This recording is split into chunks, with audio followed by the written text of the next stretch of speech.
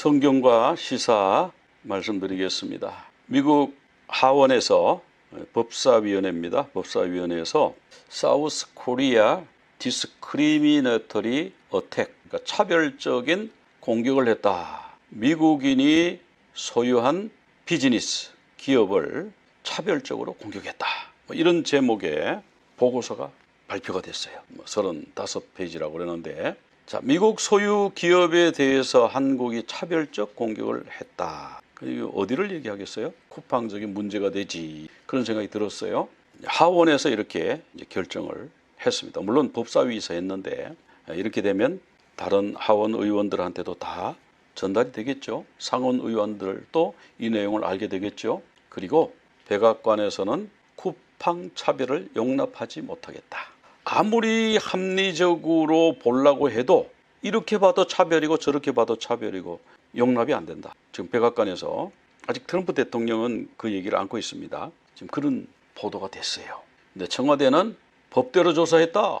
이거 법대로 조사했다. 미국이 너희들이 오해하고 있는 거다. 그런 거죠.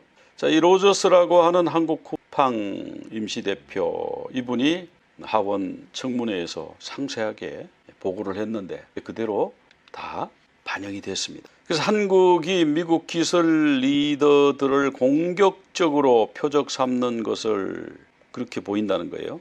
쿠팡 차별 규제가 그 사례다. 자, 그래서 지금 쟁점이 뭐냐 하면은 미국 하원에서는 쿠팡을 차별 대우했다. 한국 정부는 적법하고 비차별적 조치를 했다. 미국에서는 국정원이 개입을 했다. 그 국정원이 아마 그 중국 사람의 그 뒤를 이렇게 캐가지고 그 사람이 지금 취직을 안 하고 집에서 놀고 있다.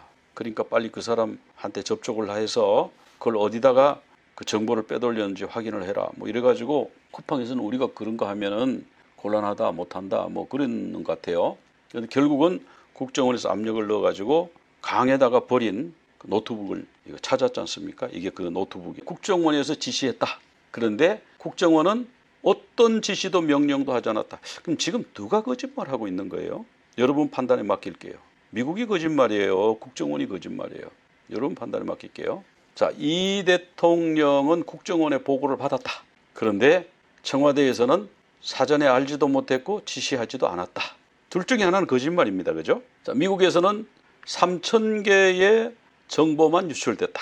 한국 정부는 3,756만 명의 정보가 유출됐다. 서로 이렇게 너무 다른 거예요, 생각이. 미 하원의 그 보고서에는 국정원이 쿠팡에 230차례 통화를 했다. 자, 230차례 통화했다는 거는 아침 저녁으로 했다는 얘기예요. 얼마나 불이 나도록 전화를 했으면은 쿠팡에다 230차례 전화를 했을까요? 그래 나중에 국정원에서는 우리가 지시를 한 건 아니고 협조 요청을 했다. 이런 식으로 국정원의 슬그머니 그렇게 그런 식으로 피해 나가려고 그런다고 그래요. 협조 요청이나 지시나 내가 지시한다 이래야 지시가 아니잖아요. 그러면서 지금 언론들은 뭐라고 자꾸 그러냐 하면 한국 정부 말은 안 듣고 이 의회 의원들이 말이지 쿠팡에 로비를 받아가지고 돈 받고 저러는 거다. 한국 언론들이 지금 그렇게 분석하고 있잖아요. 돈 얼마 받았나 보니까 한 100만 원, 몇십만 원 이렇게 받았다. 미국 의원들이 여기 물가가 얼마나 비싼데 그거 1,000불도 안 되는 돈 그거 받아가지고 마음이 움직이겠습니까? 어쨌든 그런 식으로 지금. 그러니까 쿠팡이 로비해서 저렇게 된 거지 우리 정부에서 아무 잘못한 거 없는데 괜히 정부 잘못으로 저렇게 로비해서 그 언론들이 참 이상해요. 그러니까 미국 언론에서 드디어 나섰습니다. 월스트리트 저널. 여기 좌파잖아요. 한국 정부도 로비합니다. 로비하는데 5천억을 쓰고도 미 정부와 의회의 비판을 못 막았다. 즉 쿠팡도 로비를 했고 한국 정부도 로비를 했대요. 여기 지금 월스트리트 저널이 그 얘기잖아요. 이 5천억은 이번 사건이 아니고 10년 동안 쭉 해마다, 그러니까 10년간 5,400억 원이니까 1년에 540억이죠. 1년에 540억씩 로비 자금으로 쓰고도 쿠팡한테 당했다. 쿠팡 얘기는 다 들어갔는데 한국 정부 얘기는 하나도 안 들어갔다. 그 얘기죠. 하나도 안 들어간 건지 하도 사실이 아니니까 전부 다 걸러버렸는지 그건 모르죠. 자, 그런 여러 가지 쟁점들보다가 더 중요한 거는 이런 장면들이에요. 청문회 하면서 쿠팡의 한국 대표 이 사람을 완전히 모욕적이에요. 뭐 통역기를 쓰라는 뭐 개인 통역사 쓰지 말란다든지 뭐 별의별 소리 쌍욕도 했다 그 얘기가 지금 의회 보고서에 나옵니다. 자, 이 대통령도 쿠팡을 콕 찍어서 공격했죠. 이번에도 스타벅스를 대통령이 콕 찍어서 공격했습니다. 근데 왜 그런지 이해가 안 돼요. 대통령이 뭐 스타벅스하고 쿠팡에 왜 그렇게 관심이 많아요?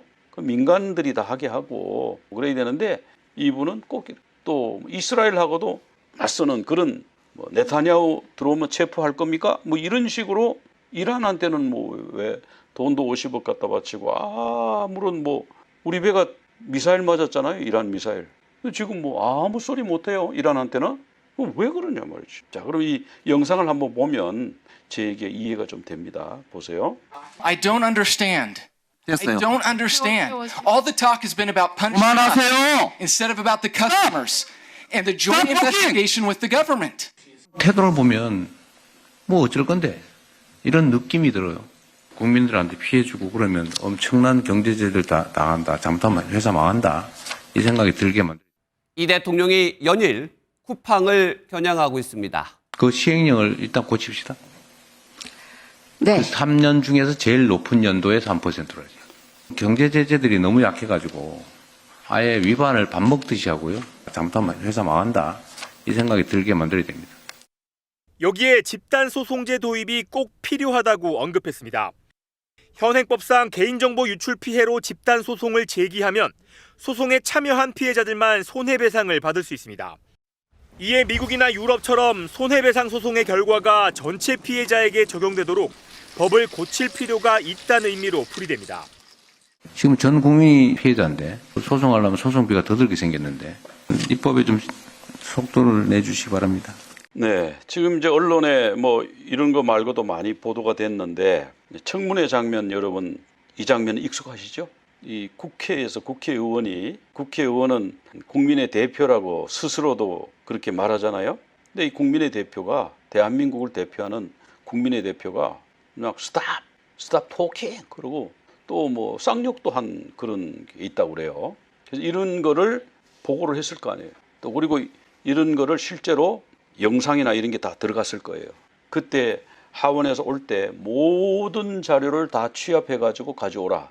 그 로저스 대표한테 그런 그 지시를 했습니다. 그 모든 통신 기록을 가져오라. 그 통신 기록을 확인해 보니까 국정원에서 230번 전화했다. 뭐 이쪽에서 한 것도 있고 저쪽에서 한 것도 있고 그런지 몰라도 어쨌든 국정원하고 통화가 230번이었다. 근데 국정원에서는 우리는 전혀 뭐 모른다. 우리는 뭐 지시한 적도 없고 그러니까 어느 한쪽인가는 지금 사실이 아닌 거예요. 그러면 쿠팡이 뭐 잘못하긴 했죠. 쿠팡이 잘했다고 그러는 건 아니죠. 잘못했지만 이제 쿠팡 측 얘기는 좀 달라요. 여기 보면 한국의 정보 유출 사건이 쭉 나오는데 2008년도부터 지금 정보 유출 그러니까 사고가 자꾸 일어나는 거예요.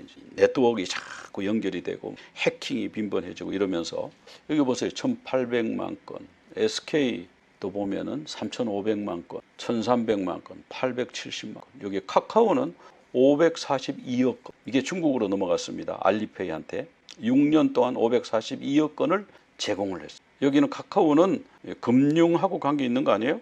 SKT 해킹 2,300만 명, 쿠팡이 3,370만 명이라 그러는데 과징금 쿠팡이 6,246억 원의 과징금을 먹었어요. 여기 보면 SK텔레콤 2,300만 명 유출됐죠. 근데 1,348억. 그런데 쿠팡은 6,247억. 이 5배가 넘습니까? 4배는 넘고 5배 가까이 이렇게 되는 거예요. 자, 그래서 이 과징금 카카오페이는 4천만 명 뭐 유출되는데 59억 원 이런데 쿠팡은 6천억 원이 넘는. 그때 쿠팡 이야기가 나왔을 때에 민주노총이 새벽 배송을 금지시키려고 많이 그랬어요. 그렇게 해가지고 중국의 뭐 알리, 테무 이런 데가 이제 활동할 수 있는 영역을 좀 넓혀주려고 그러지 않았냐. 뭐 이런 그러니까 민주노총하고 쿠팡하고 좀 갈등이 있었어요. 여기 보면 나오잖아요. 새벽 배송 금지 주장하며 쿠팡 노조 쫓아낸 민주노총. 이렇게 해서 이렇게 할 때 야 이게 문제가 될 텐데 국회가 미국 기업 뭐 메타도 그렇고 넷플릭스도 있고 또 유튜브도 있고 뭐 여러 이제 인스타그램 이거 다 SNS가 거반다 미국 거잖아요. 근데 그걸 이제 국회나 이런 데서 미국 기업을 누르고 대통령이 누르고 정부나 정권에서 누르면 이게 이제 문제가 되는 거예요. 민간에서 불매운동하고 이런 거는 신경 안 씁니다. 민간에서 나 거기 커피 안 마실래 이런 거는 그런 것 같고는 안 그래요. 그런데 정부가 그 힘으로 하는 거에 대해서는 미국이 용납 못한다. 지금 이렇게 나오거든요. 그래서 앞으로 이거 그냥 쿠팡하고 스타벅스 이거 건드려가지고 지금 스타벅스 얘기는 아직 나오지도 않았는데 기도 제목입니다. 우리가 계속 기도해야 돼요. 그리고 지금 그 잠실에 올림픽 공원에 거기 우리 국민주권 회복운동 그게 불씨가 꺼지면 안 되고 이번에 부정선거 완전히 막아야 됩니다. 완전히 막아야 돼요. 그래서 대한민국이 다시 새롭게 되도록 정말 진정한 진짜 민주주의가 되도록 그렇게 되면 좋겠습니다. 그리고 이제 입틀막 정보통신망법 이게 지금 통과가 됐잖아요. 이게 7월 7일부터 시행이 된다는가 하여튼 그렇습니다. 지금 며칠 안 남았습니다. 이거. 그래서 이게 앞으로 이게 통과가 이제 돼 가지고 지금 이제 발효가 되는데 앞으로 이게 이제 어떻게 흘러갈지 그런 것도 한번 보고 기도하면서 대한민국을 위해서 잘 되도록 바로 되도록 우리 그래야 되겠습니다. 자, 철로역정 우리가 지금 아름다운 집 여기까지 왔죠. 여기 아름다운 집이 여기입니다. 십자가의 언덕 지나서 고난의 언덕 지나서 아름다운 집. 자, 아름다운 집 오기 전에 사건이 하나 있었죠. 구원의 확신 두루마리를 잃어버렸어요. 구원의 확신을 잃어버렸어요. 그래가지고 이제 한밤중에 그걸 찾아가지고 간신히 컴컴한 밤에 아름다운 집에 도착했습니다. 그런데 그 아름다운 집 앞에 우리나라에는 이런 거 있잖아요. 이게 해태. 이게 해태가 재앙을 막아준다. 화재를 막아준다 그래요. 이 돌덩이가 화재를 막을 수 있습니까? 그런데 어쨌든 그렇게 믿었나 봐요. 옛날에 우리 선조들이. 그래서 이 궁궐 앞에 화재 나면 그거 전부 목조 건물인데 그 불나면 그 끄기도 힘들고 그때 소화전도 없고 물 전부 이렇게 물동이로 길어가지고 불 끄고 이래야 되니까 불나면 큰일 나잖아요. 그러니까 이 해태를 탁 세워가지고 아주 바라보면서 산을 바라본다. 북악산인 거지 산을 바라본다. 그러면서 화재 기운이 못 들어오도록. 우리나라는 이런 게 있는데 서양에는 이런 게 있죠. 어떤 좀 큰 저택 이런 데 가려고 그러면은 사자가 이렇게 두 마리가 딱 있어요. 낮에야 이 사자가 이건 조각이네 돌이네 이렇게 생각할 수 있지만 밤이면 시커먼 게 이렇게 있으면 사자 같은 게 있으면 굉장히 무서울 것 같잖아요. 그러니까 이 집을 지켜주는 사자. 그런 이제 사자가 두 마리가 집 앞에 딱 있는데 여기 가면은 사자에 물려 죽는다더라. 그래가지고 겁쟁이하고 불신이 사자 보고 아름다운 집 못 들어가고 도망을 갔다더라. 그 얘기를 들었잖아요. 그래가지고 이 크리스천도 밤은 늦었고 이 집에 들어가긴 들어가야 되는데 사자 때문에 가다가 멈칫멈칫하면서 뒤로 물러서니까 거기 경계 문지기가 있어요. 문지기가 큰 소리로 외칩니다. 아니 그대의 힘이 그렇게 약해요. 사자를 두려워하지 마세요. 그 사자는 쇠사슬에 묶여 있습니다. 믿음이 얼마나 있는지 시험하기 위해서 거기에 놓여 있는 것 뿐입니다. 똑바로만 걸어 들어오세요. 그럼 사자가 아무 해도 못 끼칩니다. 그래서 이 크리스천이 벌벌벌벌 떨면서 똑바로 전진해서 들어갔다. 이제 그런 얘기예요. 아름다운 집에 들어가려면은 사자가 이 아름다운 집이 뭐냐면은 교회예요. 그럼 이 이야기는 뭘까요? 교회에 나가려 그러면 사탄이 막는. 우리가 예수 안 믿던 사람들, 특별히 다른 종교, 불교 이런데 믿던 사람들이 전도를 받아가지고 교회에 나가면 집에 꼭 무슨 일이 생긴다 그러잖아요. 그래가지고 나 교회 나가서 벌 받았나 봐요. 나 교회 안 나갈래요. 이러잖아요. 저는 그런 건 몇 건 봤어요. 그래서 교회를 못 나오겠다 하더라고요. 그래서 안 나오면 이제 구원의 길에서 멀어지는. 그래 마귀야 사탄아 너는 이제 마지막 최후의 발악을 하는구나. 나는 진짜 신 하나님한테 간다. 그렇게 하고요. 용감하고 당당하게 으르렁거리거나 말거나 똑바로 가면 사탄이 해치지를 못한다. 그 말씀이잖아요. 이게 처음 예수 믿을 때 시험이 있고 또 바로 예수 믿으면 또 시험이 있어요. 바로 예수 믿으면 또 열심을 내면은 시험이 있어요. 이제 가족들조차 뭐라 그래? 너무 유별하게 믿지 마라. 적당히 믿어라. 그냥 한 달에 한두 번 정도 교회 가면 되지. 그것도 매주 가냐? 또 수요일도 가고 금요일도 가고 그러냐? 거기다 전도도 가고 선교도 하고 구제도 하고 봉사도 하고 뭘 그렇게 열심히 하냐? 주변에 자꾸 박해를 하잖아요. 그게 사자. 근데 이 교회 아름다운 집에 들어가는 것을 사탄이 막는 거예요. 좁은 문으로 들어갈 때도 사탄이 막았죠. 그 불화살을 막 탁 쐈잖아요. 그래가지고 그 문지기가 막 이쪽으로 오라고 막 끌어당겼잖아요. 이게 뭡니까? 그러니까 바알세불이 사람을 보내갖고 공격하는 거라고 그랬어요.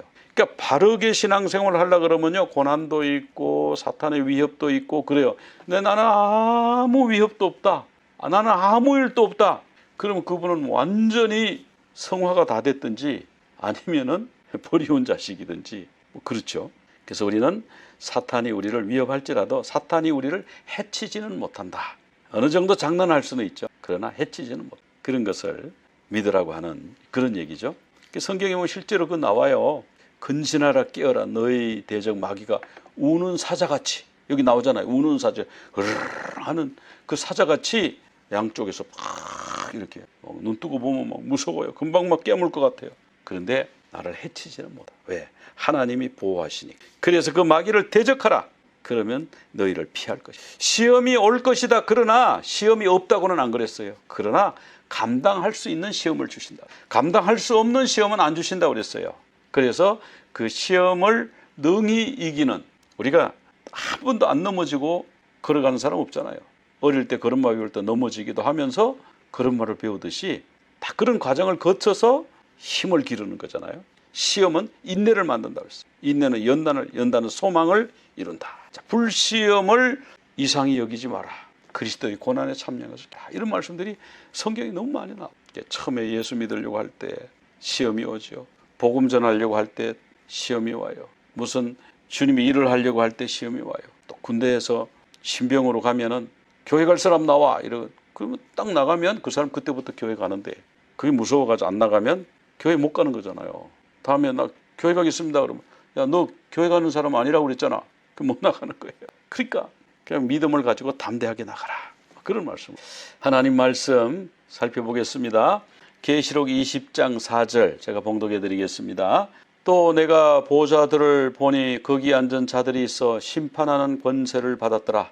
또 내가 보니 예수를 증언함과 하나님의 말씀 때문에 목배임을 당한 자들의 영혼들과 또 짐승과 그의 우상에게 경배하지 아니하고 그들의 이마와 손에 그의 표를 받지 아니한 자들이 살아서 그리스도와 더불어 1000년 동안 왕노릇하니 그 나머지 죽은 자들은 1000년이 차기까지 살지 못하더라. 이는 첫째 부활이라. 이 첫째 부활에 참여하는 자들은 복이 있고 거룩하도다. 둘째 사망이 그들을 다스리는 권세가 없고 도리어 그들이 하나님과 그리스도의 제사장이 되어 1000년 동안 그리스도와 더불어 왕노릇하리라. 아멘. 우리가 지난주에 천년왕국설에 대해서 쭉 이제 살펴봤죠. 그때는 조금 이렇게 서론격으로 살펴봤습니다. 오늘은 조금 자세하게 살펴보는데요. 오늘은 후천년설. 자, 무천년설이 있고 후천년설이 있고 전천년설이 있다 그랬죠. 전천년설은 둘로 나눠진다. 세대주의 전천년과 역사주의 전천년으로 나눠진다. 그러니까 사실은 4개입니다. 자유주의도 있어요. 자유주의는 모든 게 다 조작이다. 천년왕국이 있긴 뭐 있어. 그 나중에 누가 뭐 이렇게 짜 맞춰가지고 쓴 거다. 이렇게 생각하는 사람들이 자유주의니까 천년왕국 자체가 없다 그러는 거예요. 무천년설은 뭐냐면 지금이 천년왕국이다. 지금. 그러니까 천년왕국이라고 하는 거는 별도로 존재하는 게 아니고 지금이 천년왕국이라. 그러니까 상징적으로 하는 말이다. 그게 무천년설이에요. 후천년설은 실제로 존재한다. 예수님 오시기 전에 천년왕국이 이루어진다. 근데 그 천년왕국이 뭐 문자적 천년인지 그거는 이분이 확실치가 않아요. 어쨌든 낙원과 같은 유토피아가 만들어진다. 복음을 전해가지고 세상이 기독교화돼가지고 유토피아가 온다.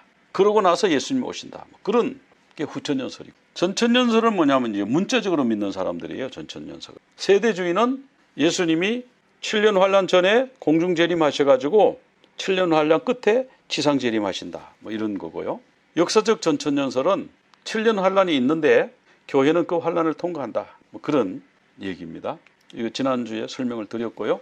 자, 오늘 후천년설을 좀 살펴보려고 그러는데요. 후천년설은 뭐냐면은 교회가 이렇게 복음을 전해가지고 많은 사람들이 예수를 믿게 되고 또 선교사들을 파송해가지고 세계 각국이 예수를 믿는 거예요. 땅 끝까지 복음이 전파되는 거예요. 그래서 전 세계가 복음화되면서 평화와 의의 시대가 도래한다.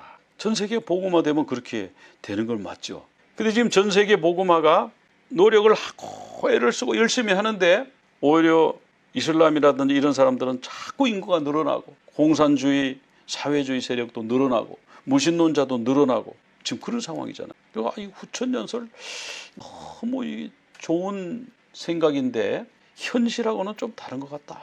뭐 이렇게 해서 이제 요즘 후천연설이 많이 퇴조가 됐습니다. 그래서 어쨌든 교회들이 노력해가지고 선교사들을 파송하고 복음을 전하고 해가지고 전 세계가 복음화된다. 그래서 교회가 승리하게 되고 복음의 능력이 온 세계 만방에 전파가 복음화의 성공으로 결국 이 지상의 천년왕국이 이루어진다. 그리고 천년왕국 뒤끝에 예수님이 재림하시다. 그러니까 천년왕국 후 예수님 재림, 그래가지고 후천년설이 되는 거죠.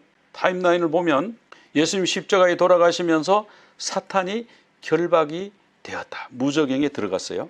이분들 이렇게 믿는 거예요. 그리고 교회가 복음을 점점 전해가지고 세상이 복음화되면서 천년왕국이 이루어져요. 복음이 편만하게 무리바다 덮음같이 복음이 온 세상에 널리 전파가 돼요. 그 천년왕국이 딱 이루어지면 그때에 무저갱에서 사탄이 올라와요. 하나님이 사탄을 풀어놔요. 그러면 사탄이 막 또 나쁜 짓을 막 할 거 아니에요. 그럼 예수님이 딱 재림하셔가지고 사탄을 다시 잡아가지고 불못에 집어넣고 사람들을 심판해서 새하늘과 새 땅으로 불못으로 보낸다. 뭐 그런 말씀이죠. 복음이 승리해서 천년왕국이 오고 천년왕국 뒤끝에 예수님이 재림하신다. 이제 그런 내용인데 계시록 20장에 천년 동안 왕노릇한다 이런 말씀이 6번 나오잖아요. 그 20장 1절부터 3절은 뭐냐 하면은 자, 천사가 무저갱을 열고 이 용을 잡아가지고 그 속에다가 결박을 해가지고 무저갱에 집어넣는다. 그러면 그리고 천년 동안 임봉해 놓는다. 그리고 천년 뒤에 잠깐 풀어놓는다. 이 말씀을 그러면 사탄이 이 용이 언제 결박을 당하냐? 예수님이 십자가에 매달릴 때 결박됐다. 이분은 이렇게 믿는 거예요. 이분들은 그 사탄이 결박이 됐기 때문에 완전히 활동 못하는 게 아니고 만국을 미혹하지는 못할 정도로만 그냥 약화시켜 놓는다. 그런 말씀이죠. 무저갱이 던져놨지만 아직 불못에 들어간 게 아니다.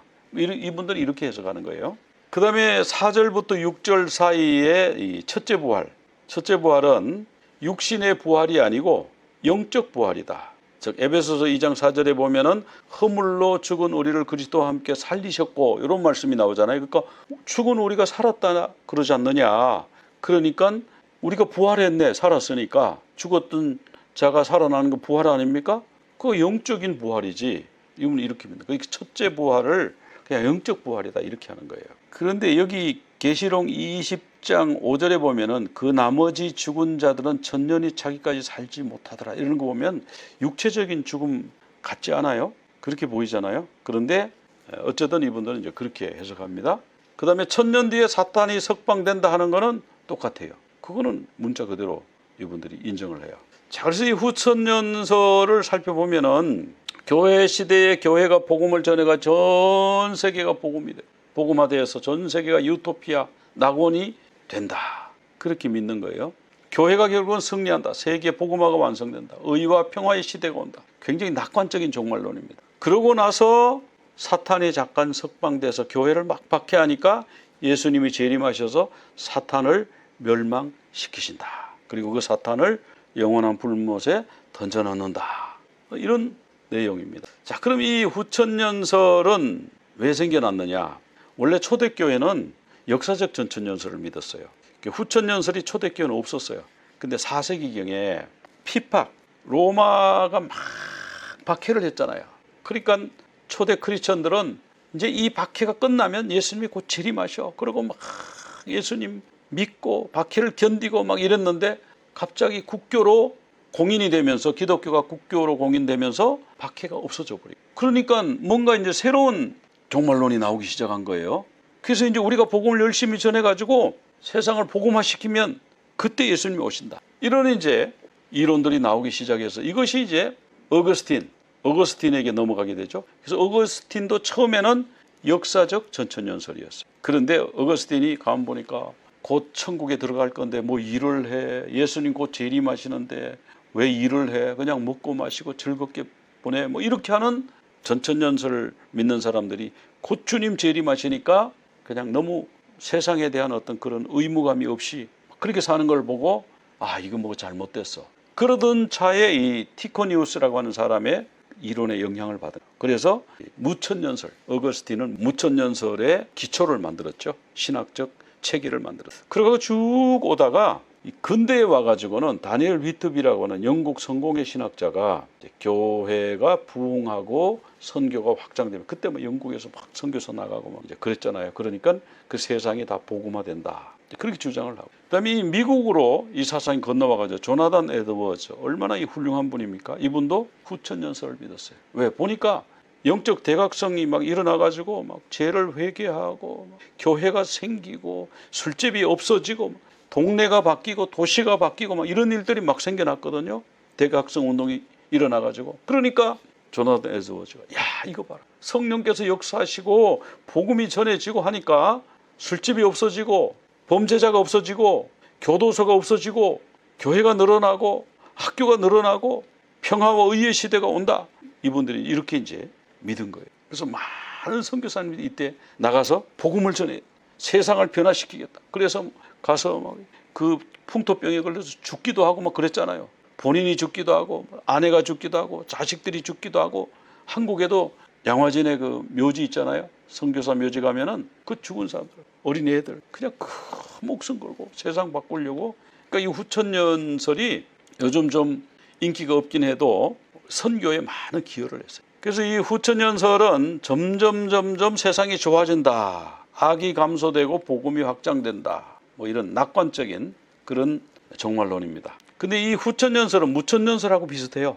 비슷한데 무천년설은 비관적 종말론이에요. 세상이 점점 악해. 무법천지 같아. 적그리스도가 나와요. 무천년설은 이런 걸 믿고, 후천년설은 적그리스도가 없어지고, 우리가 복음만 열심히 전하면 악이 다 없어지고 세상이 바뀌어서 낙원이 된다. 그게 천년왕국이다. 무천년설하고 비슷한데 거기가 이제 다르죠. 자, 후천년설하고 무천년설하고, 후천년설은 상징적으로 해석을 하고 무천년설은 역시 상징적으로 해석하는 건 같은데 비관적 종말론입니다. 근데 비슷한 점은 뭐냐면 사탄의 결박이 예수님 십자가 사건으로 초림으로 사탄이 결박을 당했다 하는 것은 공통점. 첫째 부활을 영적인 부활이라 그러는 것은 후천년설이나 무천년설이 같아요. 그러니까 같은 점도 있고 약간 다른 점도 있고 그렇습니다. 자, 그럼 이 후천년설이 무조건 나쁘다고 할 수는 없는데 그래도 허점이 있어요. 뭐냐면 세상이 점점 좋아질 줄 알았는데 1차 세계대전 터졌죠. 2차 세계대전 터졌죠. 공산주의가 나왔죠. 그래서 뭐 얼마나 많은 사람들을 죽였어요. 몇 천만 명. 중국의 모택동이 거의 5천만 명 죽였고 스탈린이 2,300만 명이 죽었잖아요.